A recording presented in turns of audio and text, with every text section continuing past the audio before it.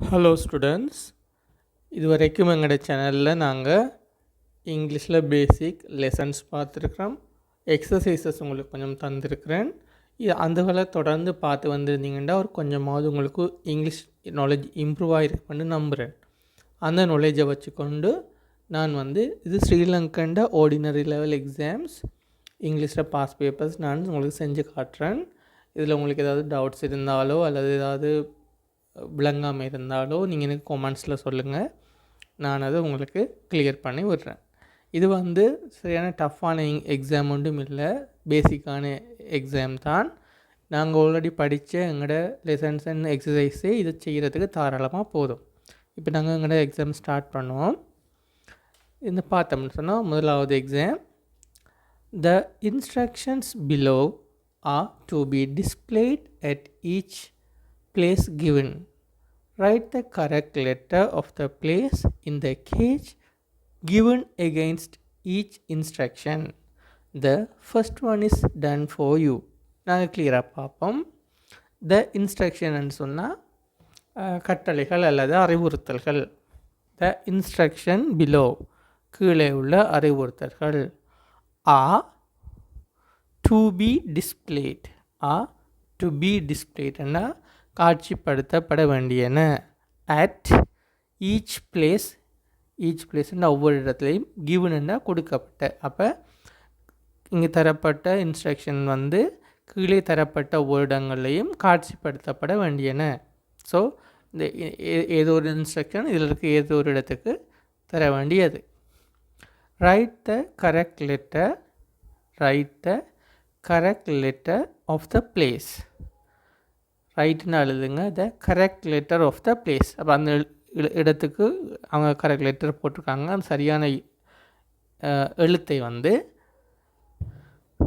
Right the correct letter of the place இந்த cage given. கேஜ்னா இந்த கூடு, இந்த பெட்டி கூடுக்குள்ள the cage given against each instruction.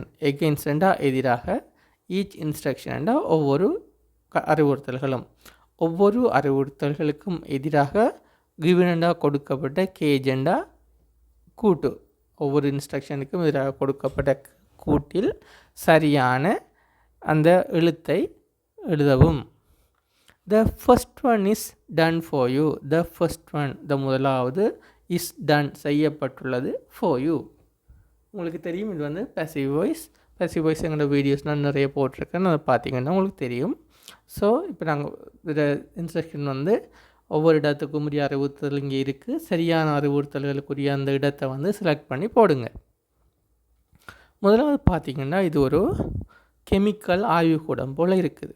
சரி, இரண்டாவது பார்த்திங்கன்னா கணினியிலேருந்து நிறைய பேர் படித்து கொண்டிருக்கிறாங்க அல்லது வேலை செஞ்சு கொண்டிருக்கிறாங்க அல்லது கம்ப்யூட்டர் சென்டராக கூட இருக்கலாம்.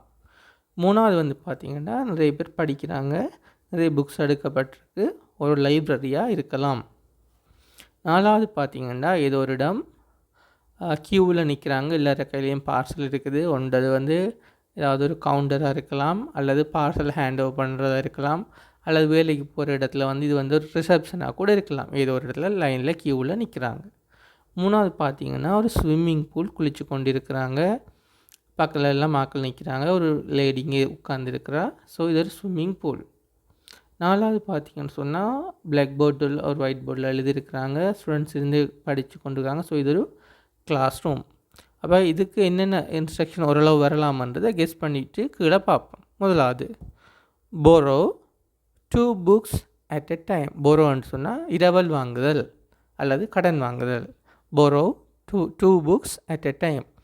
அப்போ அட் எ டைம்னா ஒரு நேரத்தில், குறிப்பிட்ட நேரத்தில், ஒரு நேரத்தில் 2 புக்ஸை borrow பண்ணுங்கள், இரவல் வாங்குங்கள். அப்போ ஒரு நேரத்தில் 2 புக்ஸ் மட்டும்தான் வாங்குங்க, நிறைய புக்ஸை எடுக்க வேணாமன்றது ஒரு மீனிங். ஸோ இது பார்த்தோம்னா லைப்ரரிகள் பொருந்தக்கூடியது. ஸோ முதலாவது எங்களுக்கு செஞ்சு தந்துருக்குறாங்க. ரெண்டாவது பார்த்தோம்னா wait in the queue for your turn. க்யூன்றது என்ன? லைனில் நிற்கிறது, க்யூவில் நிற்கிறது. ஸோ இங்கே க்யூ சம்மந்தப்பட்டிருக்கிற ஒரே ஒரு பிக்சர் இந்த டி. அப்போ அது எந்த ஆஃபீஸாக இருந்தாலும் சரி க்யூவில் நில்லுங்க, உங்களோட டேர்ன் வர வரையும் இல்லைங்க. Wait in the queue for your turn. உங்களுடைய முறை வரும் வரையும், உங்களுடைய டேர்ன் வரும் வரையும் வெயிட் பண்ணுங்கள். ஸோ இதில் D. Keep the classroom neat and tidy. Keep the classroom neat and tidy. அப்போ உங்களை வகுப்பறையை சுத்தமாக வைத்திருங்கள்னு சொல்கிறாங்க. இங்கே வகுப்பறை எது? F. Do not smell or taste chemicals. Do not smell என்றா முகர்ந்து மணந்து பார்த்தல், அல்லது டேஸ்ட் என்றா சுவைத்து பார்த்தல். டேஸ்ட் கெமிக்கல்ஸ், அப்போ அந்த கெமிக்கல் ரசாயன பொருட்களை நுகர்ந்து பார்க்கவோ சுவைத்து பார்க்கவோ வேண்டாம். இங்கே எங்கே இருக்குது? முதலாவது பார்த்தோம்னா ஒரு கெமிக்கல் லேப். ஸோ ஏ, ஒரு ஆய்வு கூடத்தில் இருக்க அறிவுறுத்தல். Do not bring pen drives to the computer room. Do not bring என்றா கொண்டு வருதல். Do not bring என்றா கொண்டு வர வேண்டாம். பென் ட்ரைவ்ன்றது உங்களுக்கு தெரியும். பென் ட்ரைவை கொண்டு வர வேண்டாம். இன்டு கம்ப்யூட்டர் ரூம், கம்ப்யூட்டர் ரூமுக்கு கணனி அறையை கொண்டு வர வேண்டாம். இங்கே கணனி அறை எது? பி. அப்போ உங்களுக்கு ஆறாவது செய்யாமலே தெரியும். பேலன்ஸாக இருக்கிறது வந்து இ வந்து பார்ப்போம்.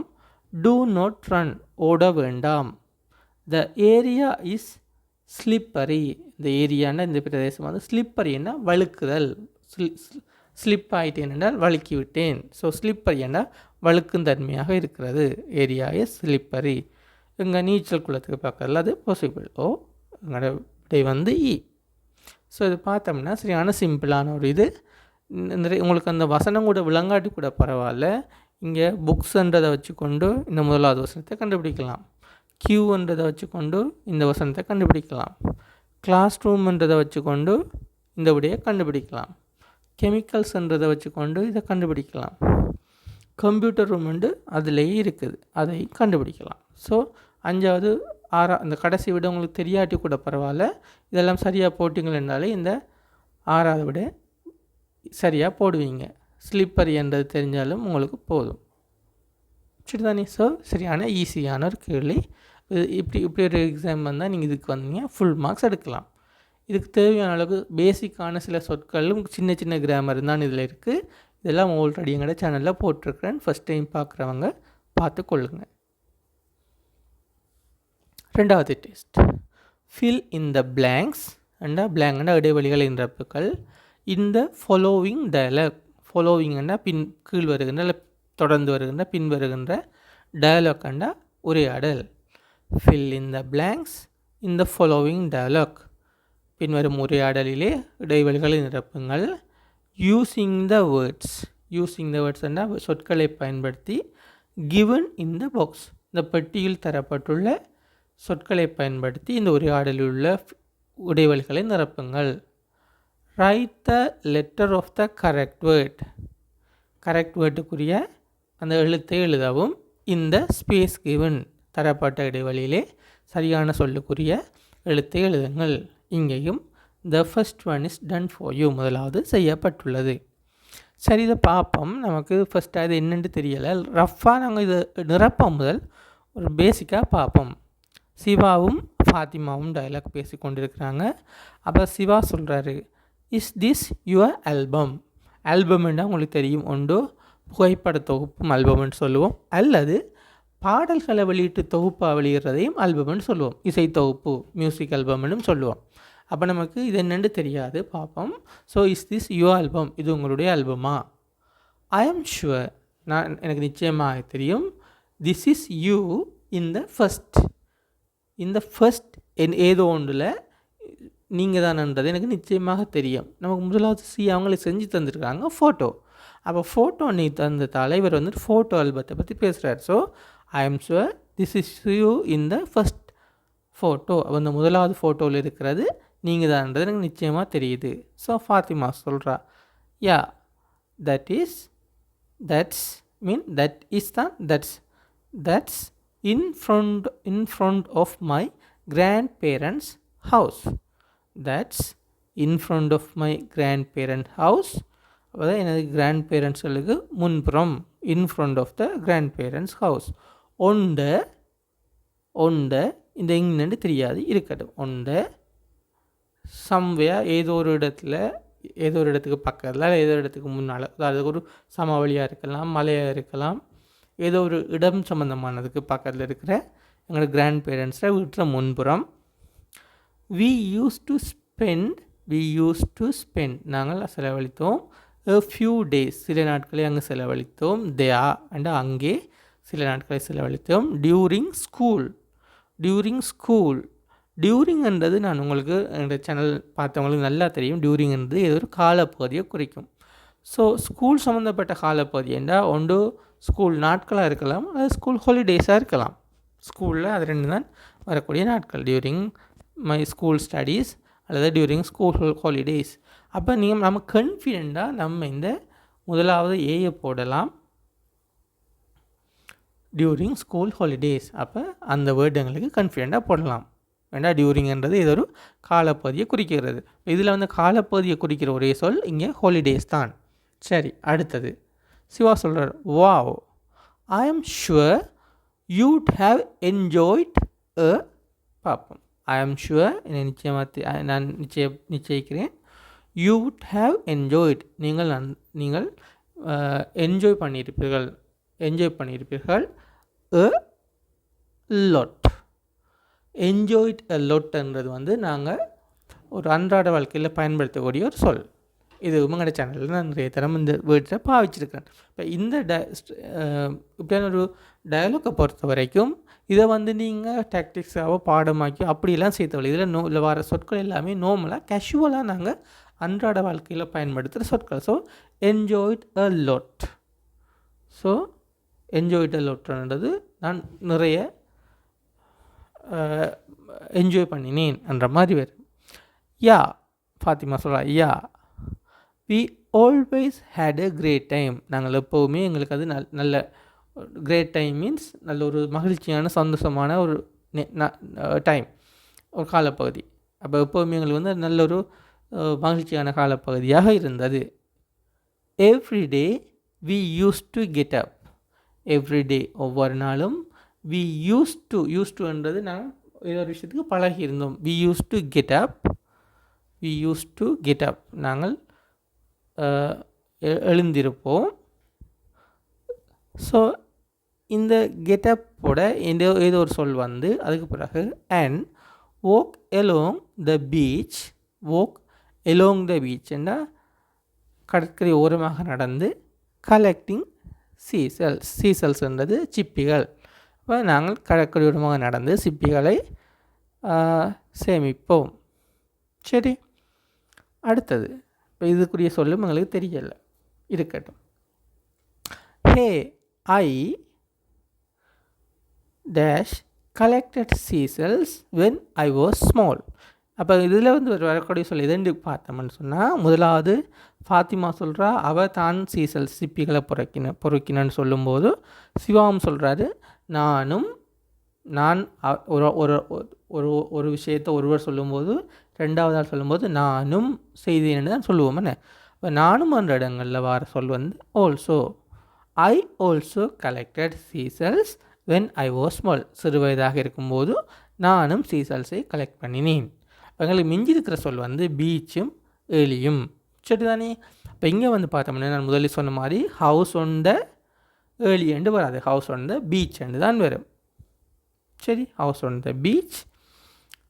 ஐ ஆல்சோ இங்கே டி. ஸோ எங்களுக்கு மிஞ்சிற சொல் வந்து ஏர்லி.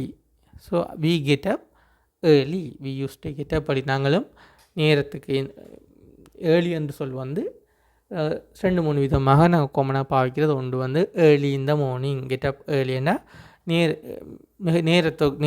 நேரத்தோடையே எழும்பி செய்தோம் என்ற மாதிரி வரும். அல்லது during my early school days அல்லது ஏர்லி ஹாலிடேஸ் என்றால் இது ஒரு காலப்பகுதியில் அதில் முன்பகுதி. உதாரணத்துக்கு நீங்கள் ஒரு டியூரிங் மை ஏர்லி காலேஜ் டேஸ்ன்னு சொன்னால் நீங்கள் கல்லூரிக்கு போன அந்த ஆரம்ப நாட்கள் என்ன மாதிரி வரும். ஸோ இப்போ ஏர்லின்றது ஒரு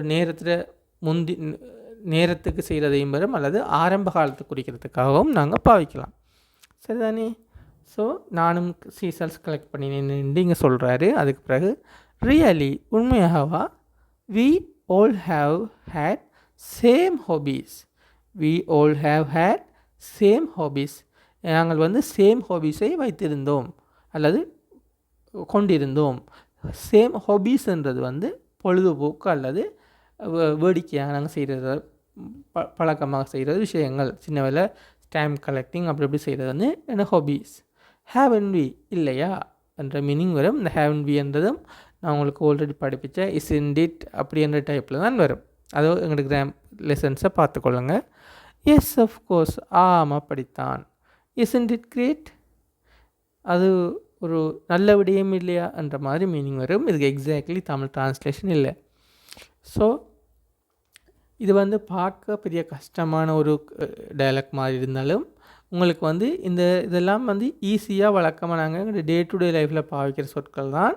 அடுத்தது இப்போ உங்களுக்கு அந்த டியூரிங் என்று சொல்லி தெரிஞ்சாலே ஸ்கூல் ஹாலிடேஸ்ன்னு போடுவீங்க. ஹவுஸ் ஒண்டன்னு சொல்லும்போது இது ஏதோ ஒரு இடத்தை குறிக்கிறது பார்த்தோம்னா இதில் வந்து குறிக்கிற ஒரு இடம் பீச் தான். அப்போ ஹவுஸ் ஒன்று பீச், கடற்கரையில் இருக்கிற பீச் ஹவுஸ்.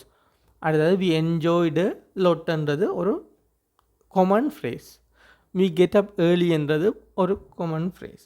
ஒரு விஷயத்தை ஒரு ஆள் சொல்லும்போது ரெண்டாவது சொல்லும்போது நானும் அவனும் என்று சொல்கிற இடங்களில் ஆல்சோ பாவிக்கிறதுன்றதும் காமன். ஸோ இதெல்லாம் நீங்கள் நார்மலாக ஒரு எங்களோட பழைய எக்ஸசைஸ் நீங்கள் ஜஸ்ட் ஃபாலோ பண்ணி வந்தாலே இதெல்லாம் உங்களுக்கு ஒரு ஆட்டோமேட்டிக்காக மைண்டில் பதிஞ்சிருக்கும். ஸோ இதுவும் ஃபுல் மார்க்ஸ் எடுக்கக்கூடிய ஒரு விஷயம். அடுத்தது வந்து இது ஒரு பிக்சர். இந்த பிக்சரை வச்சுக்கொண்டு தான் கேள்வி வரப்போகுது. இந்த பிக்சரை பார்த்துக்கொள்ளுங்கள். இந்த பிக்சரையும் தந்து அதுக்கு பக்கத்தில் வேர்ட்ஸ்ன்னு தந்திருக்காங்க. இதில் ஹெடிங்கும் சேம் அதே மாதிரி தான்.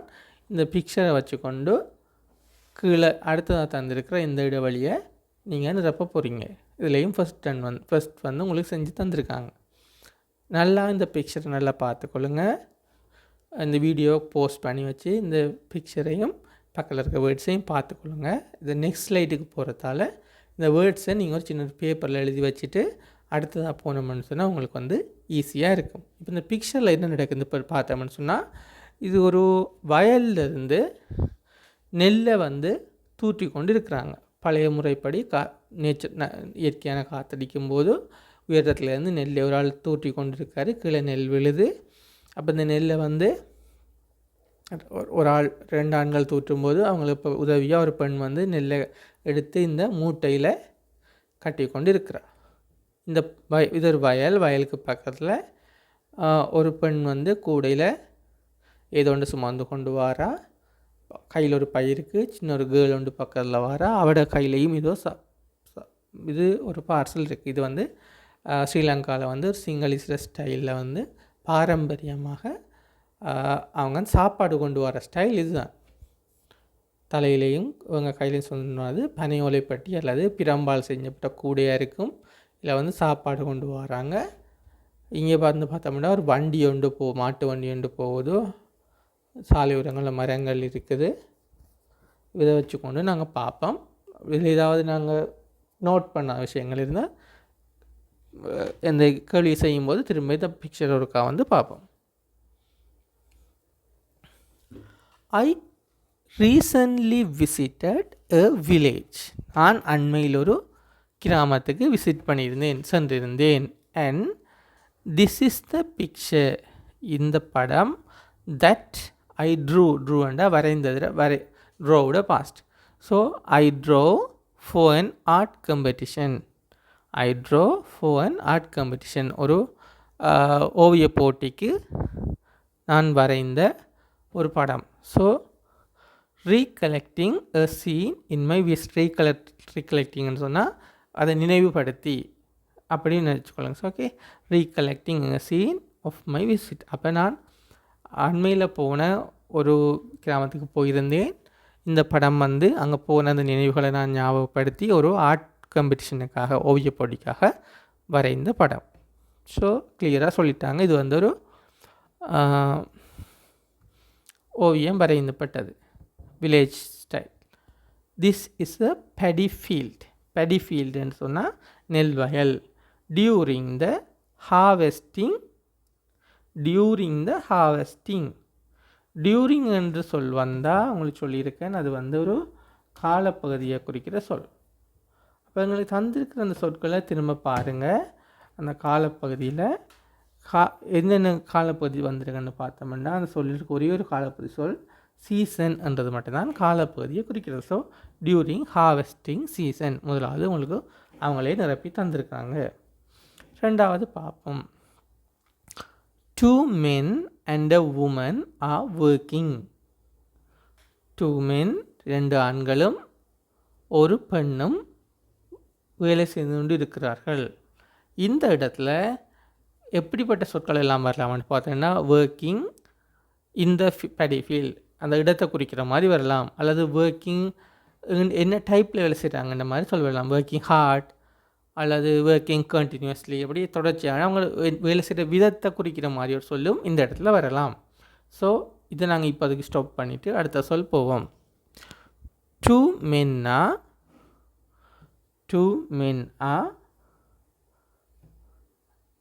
dash with winnowing pad. வினோயிங்னா தூற்றுதல். அப்புறம் 2 ஆண்கள் வந்து தூற்றுதலிலே ஈடுபட்டு கொண்டிருக்கிறார்கள். அப்போ நம்ம தந்திருக்கிற சொற்களை ஒப்பிட்டு பார்த்தோம்னு சொன்னால் எப்படிப்பட்டதாக அவங்க செஞ்சுருக்காங்க, அதாவது அவங்க செய்கிற அந்த வேலையில் கேரக்டர் என்ன, எப்படி வேலை செய்கிறாங்க என்றதை குறிக்காம சொல்லில் பார்த்தோம்னா ஒரே ஒரு சொல் தான் இருக்குது, busy. Okay, 2 men are busy with winnowing paddy. 2 ஆண்களும் மூலமாக அல்லது பிஸின்றதுக்கு ஃபுல் இன்வால்மெண்ட்டோட அந்த தூற்றை இதெல்லாம் செஞ்சு கொண்டிருக்கிறார்கள். அடுத்தது, the dash is helping them by collecting paddy into gunny bags. அப்போ அவங்களுக்கு யார் ஹெல்ப் பண்ணி கொண்டிருக்கிறாங்க? இந்த woman. So the woman is helping them by collecting paddy into gunny bags. அப்போ உமன்ன்றது வந்து டி என்ற சொல். ஸோ someone is helping யாருன்றத உமன் சொல் தந்திருக்காங்க. So woman is helping them by collecting paddy into gunny bags. Okay, another woman is bringing their dash in a reed box kept on her dash. So நான் முதலே சொன்னேன், another woman is bringing their, இன்னொரு பெண் bringing கொண்டு வரார், their something அவர்களுடைய ஏதோ ஒன்று கொண்டு வரார். நான் சொன்னேன்னா அது வந்து அவங்களுடைய உணவு என்று சொல்லி, ஏன்னு சொன்னால் சிங்களாக்கள் உணவு கொண்டு வர. ஸோ இப்போ இதுக்கு உணவு சம்பந்தப்பட்ட சொல் வந்து பார்த்தோம்னா meals. So another woman is bringing their meals. See, in a reed and a பின்னல் பட்ட ஒரு பெட்டி, reed box kept on her எதில் வச்சுருக்காங்க? on her தலையில் தான் சுமந்து வராங்க. So on her head.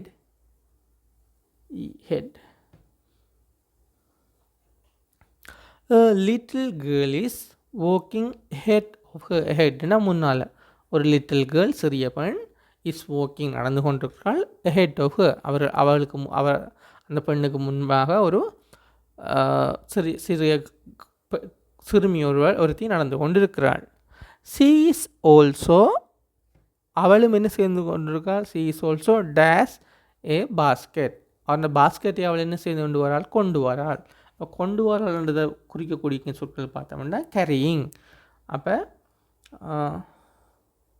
அந்த கேர்ளும் carrying a basket which seems to be அது ஒரு பாஸ்கெட்டை கொண்டு வரால். அந்த விச்ன்றது இங்கே பாஸ்கெட்டை குறிக்கும். இதுவும் நான் உங்களுக்கு சொல்லி தந்திருக்கேன் கிராமரில். இந்த விச் எப்படி இந்த பாஸ்கெட்டை குறிக்கும்னு கிராமர்ஸை பார்த்துக்கொள்ளுங்க. she is also carrying a basket which seems to be தோன்றுகிறது dash heavy for her. அப்போ அந்த கூடை வந்து அந்த பெண்ணுக்கு பாரமானது போல் தெரிகிறது. அப்போ பாரமானது அழுத்தி சொல்லக்கூடிய இது சொல் வந்து பார்த்தோம்னா I too heavy. It's looks like too heavy for her. ஏன்னா தூக்க முடியாமல் சுமக்கிற அளவுக்கு மிகவும் பாரமானது போல் இருக்கிறது. Okay, a man in a dash cart. கார்ட்ன்றது வண்டி. அது என்ன வண்டி? ஒரு மாட்டு வண்டியோ ஏதோ ஒரு வண்டி. அப்போ என்ன குறிக்கிறதுக்குரிய சொல் இருக்குன்னு பார்த்தோம்னா புல்லோக்னு சொன்னால் காளை மாட்டு வண்டி. So the man in a bullock card is passing the paddy field. வயலை கடந்து கொண்டிருக்கிறார். along the paddy field along the அடுத்து மிஞ்சிருக்கிற சொல்லுகளில் பார்த்தோம்னா along the road nearby. ஏன் இதில் ரோடு பார்த்தோம்னு சொன்னால் paddy field along the dash nearby. அந்த paddy ஃபீல்டுக்கு பக்கமாக ஏதோ ஒன்றினூடாக நியர்பையாக இருக்குது. நியர்பை என்ன இருக்குது? அந்த பாதை இருக்குது. பாதையை ரோடுன்னு சொல்ல போகிறோம். So along the road nearby, அருகில் இருக்கிற பாதையினூடாக அவர் சென்று கொண்டிருக்கிறார். It is really a dash scene. It is really a dash scene. உங்களுக்கு மிஞ்சிருக்கிற சொல்லில் பார்த்தோம்னு சொன்னால் ஒன்று வந்து தியாண்டி இருக்குது, அடுத்தது மெமரபிள்னு இருக்குது. மெமரபிள்னு சொன்னால் மறக்க முடியாத, மெமரபிள்ன்றது மறக்க முடியாத அல்லது மீண்டும் மீண்டும் நினைவுக்கு வருகின்ற. So it's a really memorable scene. It's really the scene வராது, மெமரபிள் சீன். ஸோ அப்போ இங்கே முதலாவது பார்த்தோம்னு சொன்னால் எங்களுக்கு இதில் 2 men and a woman are working, தேன்ற சொல் தான் வரும். Okay, 2 men and women are working தேண்டு வரும். நான் இதுக்கு ஏன் தேயாவை கடைசியில் போடுறேன்னு சொன்னால் இந்த ஒர்க்கிங் தேருக்கு பதிலாக ஒர்க்கிங் பிஸி என்ற சொல் கூட வரலாம். இந்த men and women are working busy என்ற சொல் கூட வரலாம். ஏன்னு சொன்னால் இந்த ஒர்க்கிங்கை பற்றிய அல்லது எங்கே ஒர்க் பண்ணுறாங்கன்றதையும் இந்த இடத்துல குறிக்கலாம், அட்வர்ப் குறிக்கலாம், அல்லது எப்படி வேலை செய்கிறாங்கன்றதையும் குறிக்கலாம். ஸோ சில நேரங்களில் ஒரு சில சொற்களை நாங்கள் டிலே பண்ணி போடுறது தான் பெட்டர்.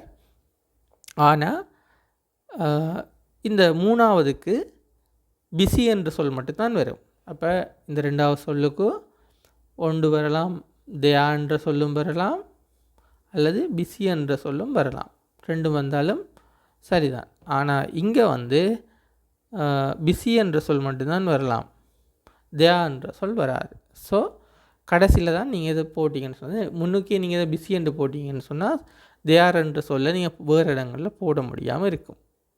ஓகே, ஸோ இந்த சொற்களையும் இதையும் சரியாக போட்டு பார்த்துக்கொள்ளுங்க. இது வந்து உங்களுக்கு 2-3 தடவை நீங்கள் வாசிக்கும் போது அந்த ஃப்ரேசஸ்கள் வந்து, அதாவது இந்த வசன தொடர்கள் வந்து உங்களுக்கு பாடமாகும். ஒர்க்கிங் பிஸி என்றது நாங்கள் நார்மலாக சொல்லக்கூடிய ஒரு ஃப்ரேஸ் தான். ஆனால் இங்கே வந்து அது வராது. என்ன, பிஸி வித் வினோயிங், அதாவது ஏதோ செயலை மும்முரமாக செஞ்சு கொண்டிருக்கும்போது, உதாரணத்துக்கு நான் இந்த நாளையில் ஏதாவது ஒரு ரிசர்ச் செஞ்சு கொண்டிருக்கேன்டா, I am really busy with my research, எனது ஆராய்ச்சியினாக நான் இப்போ கொஞ்ச நாள் பிஸியாக இருக்கிறேன். He is busy with his studies, அவன் படிப்பால் கொஞ்சம் பிஸியாக இருக்கிறான்.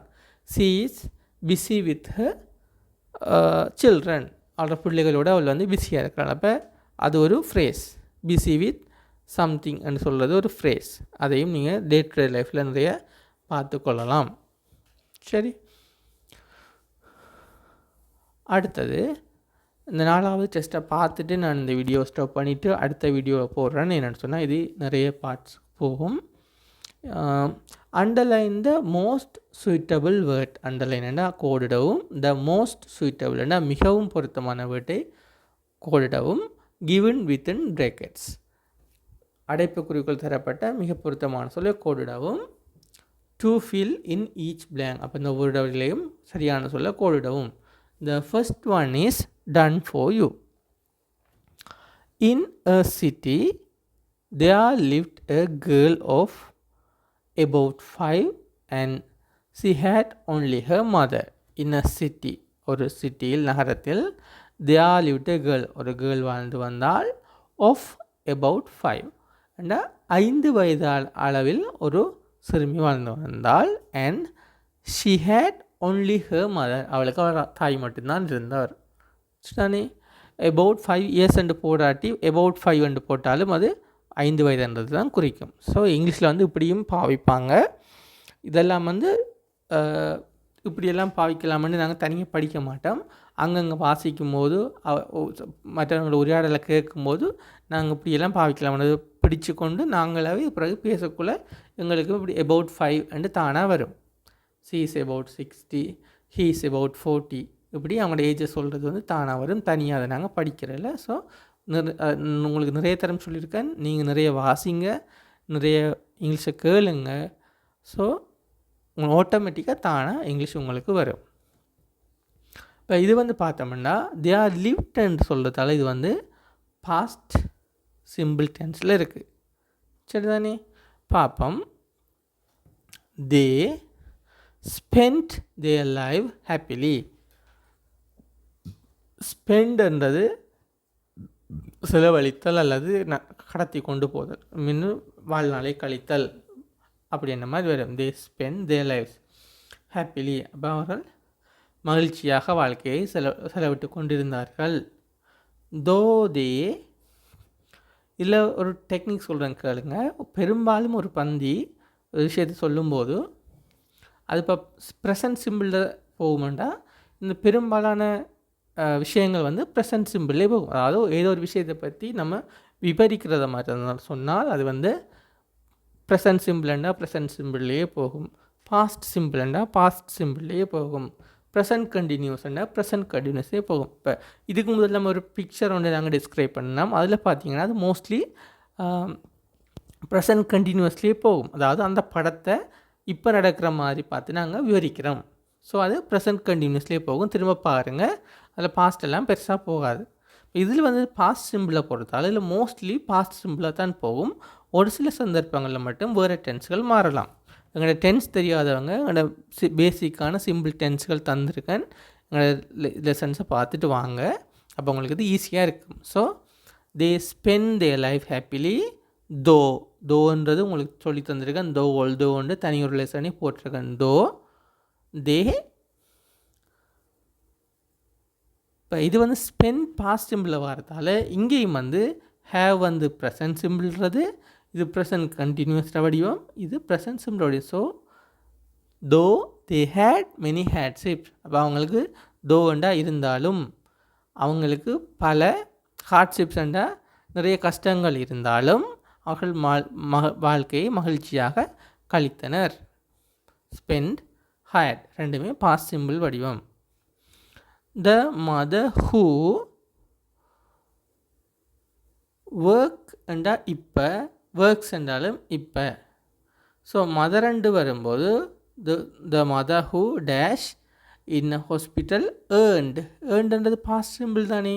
ஸோ நம்ம பயப்படாமல் இங்கேயும் பாஸ்ட் சிம்பிளே அடிக்கலாம். The mother who worked in a hospital earned only a small amount of money. The mother who worked. இந்த ஹூ எப்படி வருமென்றது உங்களுக்கு நான் சொல்லி தந்திருக்கேன். 2 வசனங்களை இணைக்கும் போது வருமெண்டு எங்களோட கிராமர் லெசன்ஸுகளை ஃபுல்லாக பார்த்துட்டு வந்தீங்கன்னா okay. The mother who worked in a hospital, இதில் வசனம் முடியும். சரிதானே? Earned only a small amount of money. ஹாஸ்பிட்டலில், வைத்தியசாலையில் அவங்களோட அம்மா வேலை செய்த அம்மா earned only a small amount of money, சிறிய அளவிலான பணத்தை தான் அவர்கள் சம்பாதித்தார். எவ்ரி ரூபி ஷீ ஏர்ன்டா இங்கே சம்பாதிக்க. அப்போ அவர் சம்பாதித்த ஒவ்வொரு சம்பளமும் was carefully spent. Again past simple. அப்போ இங்கேயும் பாஸ்ட் சிம்பிள் அது ஏர்ன்ட், இடி என்று வர்றது past simple. So every rupee she earned was carefully spend to again fed. ஃபீட்ற பாஸ்ட் வந்து fed her child and for all other needs. அப்போ அவர் சம்பாதித்த ஒவ்வொரு ரூபாயும் கவனமாக செலவிடப்பட்டது டு ஃபெட் her children, அவங்களோட உணவு தேவைகளுக்காகவும் மற்ற other needs, all other needs, ஏனைய அனைத்து தேவைகளுக்காகவும் கவனமாக செலவழிக்கப்பட்டது. ஸோ இந்த வசனம் ஃபுல்லாகவே பாஸ்ட் சிம்பிளில் இருக்குது. One day while. இந்த வைல்ன்றது உங்களுக்கு நான் நல்ல கிளியராகவே எங்களோட பாஸ்ட்டில் சொல்லி தந்திருக்கேன். வைல் என்று வரும்போது அது வந்து எப்போவுமே ப்ரெசன்ட் சிம்பிள் ப்ரெசன்ட் கண்டினியூஸ் வடிவத்தில் தான் வரும். ப்ரெசன்ட் கண்டினியூஸ் படிப்பிக்கும் போது உங்களுக்கு சொல்லி தந்திருக்கேன். வைல் என்று வந்தால் வைல் தேன்றது பன்மை தானே. ஸோ தே வாஸ் ட்ராவலிங் வராது, ட்ராவலிங்ன்றது தனியாக வராது. So while they were travelling, அவர்கள் பயணித்து கொண்டிருக்கும் போது. சரிதானே? வைல் வந்தால் கண்டினியூஸ் உடைய தான் வரும், பாஸ்ட் அல்லது ப்ரெசன்ட் கண்டினியூஸ் உடைய தான் வரும்.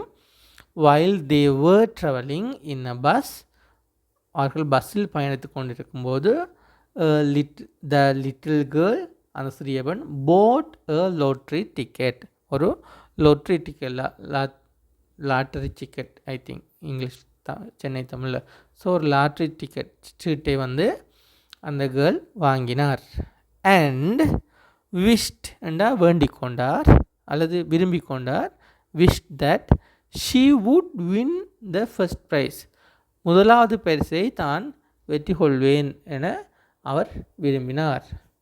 ஏன் ஷீ வுட் வின் என்று வருதுன்னு சொன்னால் இது வந்து இறந்த காலத்தில் இருக்க எதிர்காலம். இப்போ இறந்த காலத்தில் எதிர்காலம்ன்றதும் நான் கிளியராக படிப்பிச்சிருக்கிறேன்.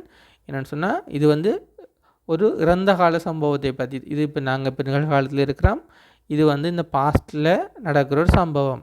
இந்த பாஸ்ட்டில் நடந்த சம்பவம் இப்போ டிக்கெட் வாங்கின டைம் இது, டிக்கெட் வாங்கின டைம்லேருந்து தான் வின் பண்ணுவேன், டிக்கெட் விழுற டைம் இது. ஸோ எங்களை பொறுத்த வரைக்கும் இது வந்து ஒரு இறந்த காலம். ஆனால் அந்த இறந்த காலத்தில் இருக்கிற கேர்ளை பொறுத்த வரைக்கும் டிக்கெட் ப்ரைஸை வின் பண்ணுவேன்ன்றது எதிர்காலம். ஸோ எங்களோட இந்த இறந்த காலத்தில் இருக்கிற எதிர்காலம். So she would win the first ப்ரைஸ்ன்னு வரும். ஸோ இங்கே she will win the first ப்ரைஸ்ன்னு வராது. சரிதானே? So she would win the first prize. இது எல்லாமே நான் உங்களுக்கு வந்து எங்களோட லெசன்ஸில் சிம்பிளாக சொல்லி தந்திருக்கிறேன். ஸோ இந்த வீடியோ 36-7 மினிட்ஸுக்கிட்ட போதும். அதனால் நான் இதோட ஸ்டாப் பண்ணிவிட்டு இதில் மிச்ச 4 டெஸ்ட் டைம் வந்து அடுத்த பார்ட் வீடியோவாக போடுறேன். இதில் உங்களுக்கு ஏதாவது டவுட்ஸ் இருந்தால் கேளுங்க. இதில் இருக்க எல்லாமே நான் மோஸ்ட்லி உங்களுக்கு எங்களோட லெசன்ஸில் படிப்பிச்சிருக்கிறேன். அப்படின்னு ஃபஸ்ட் டைம் எங்களோட வீடியோஸை பார்க்குறாங்க திரும்ப பாருங்கள். நான் திரும்ப ஏன் சொல்கிறேன்னு சொன்னால் ஒரு வீடியோவை எந்த வீடியோ இல்லை எந்த வீடியோ இருந்தாலும் சரி, நீங்கள் ஒரு தரம் ஒரு வீடியோவை ஜஸ்ட் பார்த்துட்டு ஓகே நான் இதில் கிளியராக இருக்கிறேன், இன்றைக்கி எல்லாம் மனசில் பதிஞ்சிட்டேன்னு நீங்கள் நினைக்கலாது. நீங்கள் திரும்ப அந்த விஷயம் சொற்களை கேட்கும்போது தான் அந்த சொற்களும் கூட மனசில் பதியும், அந்த வசனத்தில் இருக்கிற கிராமரும் கூட மனசில் பதியும், அந்த வசனத்தை எந்த விதத்தில் ஹேண்டில் பண்ணியிருக்கிறாங்க, அதாவது ஒரு விஷயத்தை பல விதமாக சொல்லலாம். அப்போ எந்த வடிவத்தில் அந்த வசனத்தை அவங்க கையாண்டிருக்காங்கன்ற எல்லாமே வந்து உங்களை அறியாமலே உங்களோட மனசில் பதியும். ஸோ இங்கிலீஷில் வந்து நியூஸ் ஆகட்டும் அல்லது இங்கிலீஷில் வந்து டெலிட்ராமா ஆகட்டும், இங்கிலீஷில் மூவிஸ் ஆகட்டும், நீங்கள் திரும்ப பாருங்கள். யாராவது இங்கிலீஷ் பக்கத்தில் கதைக்கிறவங்களாக இருந்தால் அவங்களோட கதையை கேளுங்க. உங்களுக்கு இங்கிலீஷ் தெரியாமல் இருக்கலாம், உங்களுக்கு திரும்ப கதைக்க இல்லாத அளவுக்கு இருக்கலாம். ஆனால் அவங்க கதைக்கிறதை கேட்கும்போது அந்த சொற்களும் அந்த கிராமரும் அந்த வசனங்களை பாவிக்கிற விதங்களும் உங்களோட மனசில் மெல்ல பதியும். ஒரு ஒரு ஒரு குறிப்பிட்ட காலம் போன பிறகு உங்களுக்கு ஒரு சின்ன ஒரு நம்பிக்கை கொண்டு வரும். அதாவது அவங்க கதைக்கிறது உங்களுக்கு புரிஞ்சு கொள்கிற அளவுக்கு வந்ததுன்னு சொன்னால் அதுக்கு பிறகு நீங்களாகவே ஒரு சொல் கதைப்பீங்க, பிறகு 2 சொல்லாக சேர்த்து கதைப்பீங்க, ஒரு 4-5 சொல் சேர்த்து கதைக்கும்போது உங்களுக்கு அந்த சொற்கள் தெரியும். பிறகு எப்படி அதில் கிராமர் அதுக்குள்ளே மெல்ல வரும்ன்றதை நீங்கள் பிறகு புரிஞ்சு கொள்வீங்க. நீங்கள் ஒரு தரம் பிள்ளையாக கதைப்பீங்க, கதைக்கும்போது அவர் அந்த வசனத்தை உங்களுக்கு எதிரில் இருக்கிறவர் சரியாக சொல்லித்தரலாம். சொல்லித்தராமல் விட்டாலும் நீங்கள் அது கிட்டத்தட்ட அதே மாதிரி ஒரு வசனத்தை அவர் கதைக்கும்போது நீங்கள் நோட் பண்ணுவீங்க, ஓ நான் கதைக்கிறத விட அவர் கதைக்கிறதுல இந்த விஷயம் வித்தியாசமாக இருக்குது, இந்த சொற்களை இந்த ஆர்டரில் தான் வரும், இந்த டென்ஸில் தான் வரும்ன்றது உங்களுக்கு மெல்ல பதியும். ஸோ திரும்ப முயற்சி செய்யுங்க. எங்களோட அடுத்த வீடியோஸில் சந்திப்போம். எதுவும் டவுட் இருந்தால் கேளுங்க. நான் இந்த வீடியோஸ் சின்ன கொஷின்ஸையும் நான் நிறைய டைம் எடுத்து ஸ்லோவாக சொல்கிற ரீசன் வந்து ஒரு பேசிக்காக உங்களுக்கு நிறைய விஷயங்கள் பதியணும். பேசிக் பதியும்னு சொன்னால் அதுக்கு பிறகு நல்ல ஸ்பீடாக நீங்கள் வந்து உங்களோட வெக்காபுலரியை வந்து நீங்கள் டெவலப் பண்ணி கொண்டு போகலாம். ஸோ அடுத்த வீடியோஸில் சந்திப்போம். அது வரைக்கும் எங்களோட சேனலோடு இணைஞ்சிருங்க. பாய்.